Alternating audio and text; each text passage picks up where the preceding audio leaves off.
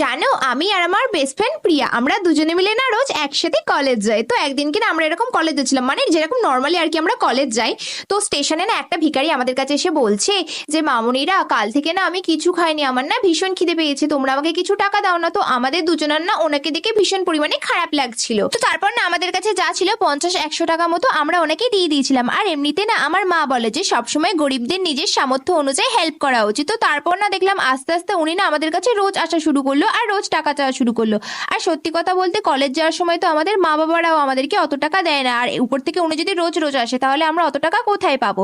তো জানো, একদিনকে না আমি তো টাকার বদলে আমার পুরো লাঞ্চ বক্সও দিয়ে দিয়েছিলাম। তো তারপরের দিন না আমি ঠিক করেছিলাম কিছু তো একটা আইডিয়া লাগাতেই হবে, এরকম ভাবে যদি উনি রোজ আসে এত টাকা আমরা কোথায় পাবো। তো তারপরের দিন না উনি আবার যখন আমাদের কাছে এসে টাকা চেয়েছিল, তো তখন না আমি ওনাকে বললাম যে কাকু, আমার কাছে তো খুঁজো নেই, আমার কাছে 500 টাকার নোট আছে। তো তখন না উনি বললো যে আমার কাছে খুঁজো আছে, আমাকে টাকা দাও। তখন আমি বললাম যে তোমার কাছে তাহলে যে খুঁজোটা আছে তাহলে তুমি সেই খুঁজোটা